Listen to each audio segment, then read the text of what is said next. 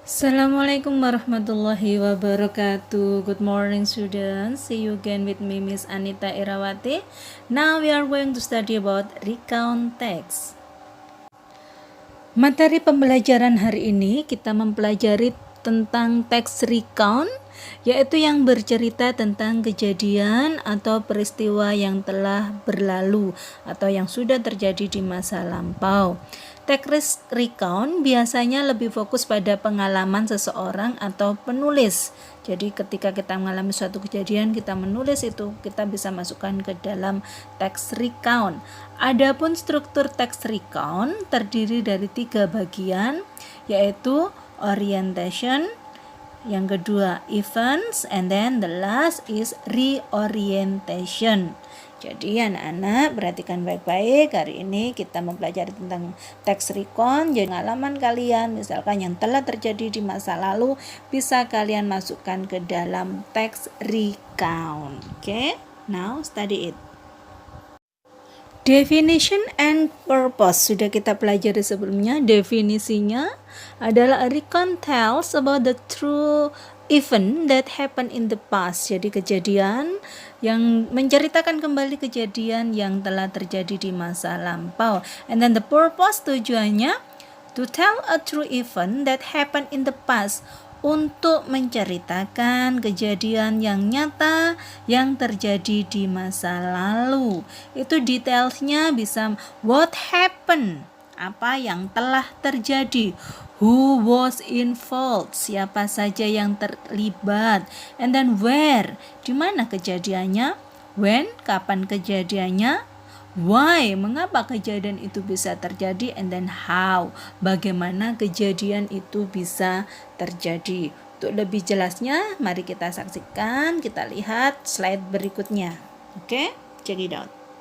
Okay, now we are going to study the structure of text recount. Jadi struktur dari text recount yang tadi di awal kita bahas orientation, yaitu berisi pendahuluan tentang tokoh yang ada dalam cerita tersebut, apa atau siapa, di mana, dan kapan peristiwa itu terjadi. Jadi kalau bahasa Arabnya mukadimah, itu awalnya itu apa. And then eventsnya berisi jalinan peristiwa atau kejadian yang ada dalam cerita tersebut, bisa lebih dari satu. Eventnya bisa event 1, event 2, event 3. Jadi kalau tidak harus 1 atau 2, itu tidak, terserah, bebas, bisa 1 atau lebih dari 1.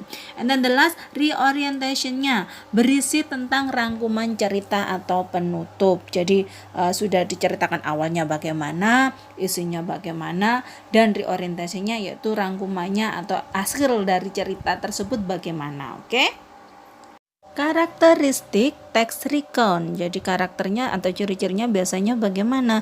Yang pertama menggunakan simple past tense.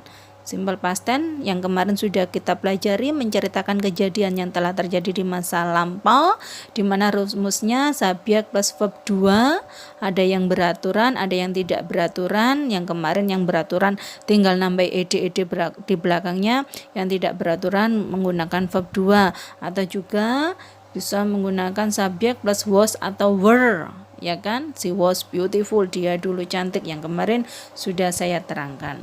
And then menggunakan kata hubung atau conjunctionnya, misalnya then, before, after, selanjutnya, sesudah, after, 2 days ago, 2 hari yang lalu kan, and then berikutnya, and then bagaimana, itu adalah conjunctionnya, kata penghubungnya yang bisa digunakan untuk menggabung dari misalkan dari satu event ke event yang lainnya. Kita bisa menggunakan kata hubung atau conjunction itu. Masih banyak lagi yang bisa kalian pelajari. Okay, now let's study the next slide. Look at the example. Coba perhatikan, di situ ada example tentang text recount. My adolescence, masa remajaku. Di situ titlenya. And then orientasinya, I had my adolescence when I was 13. Saya punya pengalaman ketika saya 13 tahun. Itu masuk ke dalam orientationnya. And then eventnya itu ada 1 dan 2, atau dijadikan 1 boleh. I start with acne that show up on my face. Saya mulai dengan jerawat yang tumbuh di wajah saya. It was very annoying. Itu sangat mengganggu. I lowered my self-esteem and I was embarrassed to come out of my house and play with friends. Jadi saya merasa malu untuk keluar bermain dengan teman-teman saya. And then event berikutnya, fortunately, untungnya, my mom gave me a good medicine. Ibuku memberi saya obat yang bagus. In 3 weeks, dalam 3 minggu, the acne start to vanish, although there saw some black spots in my face. Jadi jerawatnya sudah terlihatan, jadi timbul berkas menjadi hitam di wajah saya.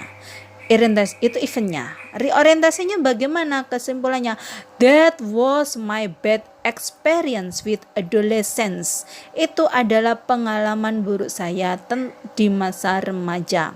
Though there will still lots of good experience too. Meskipun masih banyak pengalaman yang bagus juga di masa lalu. Jadi teksnya simpel. Pokoknya ada title-nya, judulnya apa, orientasinya, pembukanya apa, eventnya bagaimana, dan reorientasinya, penutupnya bagaimana, atau kesimpulan dari cerita tersebut bagaimana. So, untuk teks recount, perhatikan di situ banyak kalimat yang menggunakan verb. I had, I was, I started, showed up, it was, it lowered, it was, embraced, my mom give-nya itu verb 2. In 3 weeks the acne start, mulai, menggunakan verb 2 juga. Kata kerja yang digunakan menggunakan verb 2. Kalau tidak ada kata kerja menggunakan kata kerja bantu, bisa menggunakan was atau were. I was, they were. Itu mengerjakan lampau. Jadi kalian tidak boleh menceritakan teks recount menggunakan simple present tense. No, that's big wrong. Salah besar. I am 13 years old. Saya 13 tahun. Tidak boleh. Harusnya I was, karena menceritakan kejadiannya di masa lalu. Oke? Jadi sekali lagi perhatikan tenses yang digunakan menggunakan verb 2. Kata kerjanya verb 2, tidak boleh kata kerja verb 1.